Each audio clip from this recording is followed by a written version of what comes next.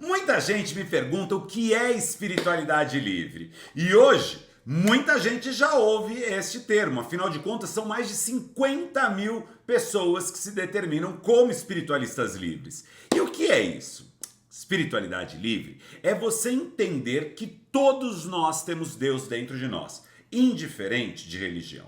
Um espiritualista livre, ele entende que Deus é o todo e nós estamos no todo e o todo está em nós. Então é algo muito simples de você perceber, porque o espiritualista livre, ele tem uma visão muito clara sobre tudo aquilo que Deus está nos mostrando é aquilo que devemos entender sobre vida. Lógico que temos respeito, sim, pelos escritos sagrados, pelas grandes escrituras e por tudo que falaram sobre religiões. É normal, faz parte da história humana, faz parte do caminho humano. Entretanto, a gente, como espiritualista livre, entende que é assim, Deus não está numa caixinha, Deus não tem um único nome, Deus não tem únicas regras, Deus nem coloca regras sobre nós. E preste atenção que a maioria das religiões, e as maiores do mundo, tem várias regras. Em algumas delas, o homem é o grande centro, o homem é aquele que manda em tudo e a mulher está ali para servir. Em outras delas, existem tantos pecados que, pelo amor de Deus, literalmente,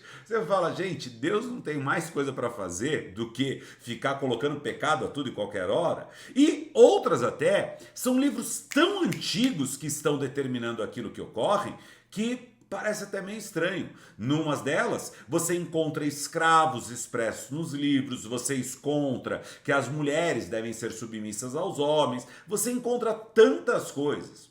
E aí, quando eu descobri a espiritualidade livre, foi depois de ter passado por várias religiões. Eu nasci dentro do berço católico, logo aos 3 meses fui para a Umbanda, me batizei também na Umbanda por orientação, lógico, dos meus pais, que ali me batizaram, mas tinha um problema de saúde sendo envolvido, e posteriormente eu comecei a ver todo um mundo que era a Umbanda. Gente, para você ter uma base, eu tinha, por volta de 11 anos, eu fiz uma pasta, né, naquela época, datilografando, tudo, com mais de 460, eram 462 pontos cantados e alguns pontos riscados. Então eram mais de 462 pontos que tinham na Umbanda. Eu adoro todo o culto umbandista, eu adoro todo aquele processo, mas aquilo não me completava, faltava alguma coisa. A partir dali, comecei a buscar conhecimento em várias outras áreas e várias outras técnicas. Fiz 5 anos de escola de médiuns no kardecismo e foi incrível, aprendi muito. Li 4 vezes a Bíblia, de formatos diferentes, desde a Bíblia tradicional católica até a Bíblia viva, pregada pelos evangélicos. E comecei a ver tudo aquilo, mas eu não me encontrava. Cheguei a perceber sim a magia, cheguei a estar ligado à magia natural e quase me tornei Wicca, mas não me intitulava como Wicca, e sim como bruxo, porque a bruxaria seria o antigo paganismo que estaria renascendo no novo mundo. Então, tudo aquilo fazia uma parte. Só que em cada uma delas eu achava sempre uma restrição, sempre um pecado, sempre uma coisa. Eu, por exemplo, quando eu li a Bíblia, me incomodava muito o ato de falar sobre escravidão. Me incomodava muito o ato das pessoas se basearem em 10 mandamentos, sendo que eu 3 vezes na minha entre infância e adolescência sofri tentativas, e até uma delas bem grave, de abuso sexual, e lá não estava escrito na Bíblia que, por exemplo, proibido pedofilia, proibido estupro, sabe, não estava ali. E aquilo me incomodava. Me incomodava eu estar baseado num livro que tinha sido escrito há 2000 anos e que era extremamente separatista. Eu me lembro até hoje que uma vez eu estava com um sacerdote cristão e eu virei para ele e perguntei assim: deixa eu te falar uma coisa, existem os índios na Amazônia, eles se dedicam a Tupã. Eles vão acontecer o que com eles? Então, se eles não sabem quem é o Cristo, eles vão ser riscados do livro da vida. Eu falei, como é que é? É, vai ser assim mesmo, a coisa ali é séria. Não, como assim? E é por isso que nós temos que pregar o evangelho a todos. Gente, é uma loucura. Você entra ali e vive naquela loucura e tem que pregar, pregar, pregar, pregar, pregar e fazer as pessoas aceitarem a sua verdade. Se está fora da sua verdade, me lembro até aqui, quando eu comecei a pesquisar no YouTube coisas, eu vi, por exemplo, um livro que mostrava as pessoas, né, fazendo perguntas a evangélicos que eram americanos. E toda aquela pergunta que era aquilo que aquele ser não queria, né, que estava no livro, ele falava fora de contexto, fora de contexto. Ah, mas você guarda o sábado? Não, não guardo, mas isso é fora de contexto. Você come crustáceos? Não, não, não, isso é fora de contexto. Então tudo que não interessava era fora de contexto. Mas quando se falava de homossexuais, pá, não, isso é coisa do capeta, vai queimar no inferno, sabe? Quando falava de botar a mulher numa posição de procriadora e cuidadora da sua casa, isso sim, isso tá em ordem, entendeu? Então aquilo tudo chegava a me incomodar. E lógico que por mais que na Umbanda eu também me encontrei e adorava as entidades, mas eu não entendia coisas como, primeiro, causava-se muita dor na Umbanda, né? A Umbanda naquela época, atualmente talvez não, mas era muito, os pontos cantados era, sabe, sempre uma coisa, bem que eu te avisei que você não fizesse essa maldade comigo, e pá, sabe, aquela coisa. E vinha com dor, né? Boia, boiadeiro, boia, se eu contar minha vida, boiadeiro chora, parada. E aquilo era uma loucura para mim, porque eu estava sempre envolvido numa coisa, por mais que eu adorasse os orixás, e até hoje adoro os orixás. Então, eu não me encontrava, eu não me achava dentro das fés. Né? Eu percebia que aquilo estava sempre envolvido a um sacerdote, sempre envolvido a um homem. A primeira vez que eu fiz o jejum de Daniel, que são 40 dias sem nada de origem animal, exatamente porque o meu nome foi dado por uma freira, né? No momento em que eu nasci, meus pais achavam que eu ia ser uma mulher e aí não tinha um nome masculino. A freira falou: meu, a coisa está tão complicada para ele, bora botar Daniel na cova dos leões, né? E aí eu fiz, lógico que eu fiz o jejum de Daniel. Só que a primeira vez foi orientado por um pastor. E aí, pão pode. Mas pão pode? Mas como pão pode? Aí eu saí lá do culto, falei para a pessoa que tinha me levado, eu falei, peraí, mas pão tem coisa de origem animal, tem ovo e tal? Então, mas o pão pode porque a esposa do pastor não fica sem pão. Eu fiquei pensando, falei, gente, essa esposa deve ser brava, hein? Pelo amor de Deus, de novo, né? Porque, olha, o cara prefere brigar com Deus do que brigar com a esposa. Então, bora deixar o pão, sabe? Então, o espiritualista livre, ele nasce através dessa coisa, de olhar e pensar e se questionar. Se questionar porque algumas coisas, por exemplo, nos livros sagrados, eu não estou falando só de Bíblia, mas eu estou falando de todos eles, servem e outras não. Né? Então, quer dizer, vira uma coisa que cada um usa de uma forma. E detalhe, vira uma coisa que cada um, sabe, abriga naquilo que é melhor. Só que hoje o mundo é muito claro, sabe? Existem raças diferentes, pessoas diferentes, cores diferentes, orientações sexuais diferentes e a vida é individual a cada um. Não existe um ser igual ao outro em mais de 8 bilhões de pessoas. E se pensarmos na história do planeta, nunca existiu um ser como você.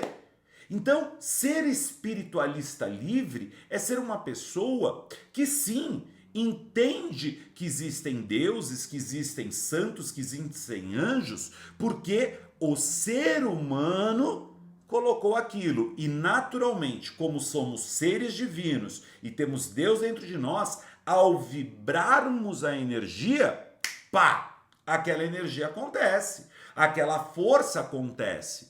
Então o que acontece? Você tem ali um globo e este globo de ação, esta energia de ação, ela traz o quê? Ela traz uma egrégora e aquela egrégora funciona. Então perceba, se todo mundo acredita em Jesus, Jesus tem um acúmulo de energia no inconsciente coletivo chamado Jesus. Só que percebe que até o espiritualista livre ele começa a estudar um pouco de história. E antigamente Netuno, Júpiter, se a gente voltar lá atrás, vamos ver divindades como Manon, como Lilith, vamos ver como Inanna, que ora, Império Sumério, nós estamos falando da Suméria. E gente, Suméria foi um grande império da antiguidade, mas assim, sabe? Pá, o império, Osíris no Egito. E essa galera perdeu força. Por quê? Porque diminuiu o grau de pessoas que acreditam neles, né? Então, tá lá no resquício daquilo que sobrou. E quantos outros deuses existem, gente? Quantos outros deuses existem?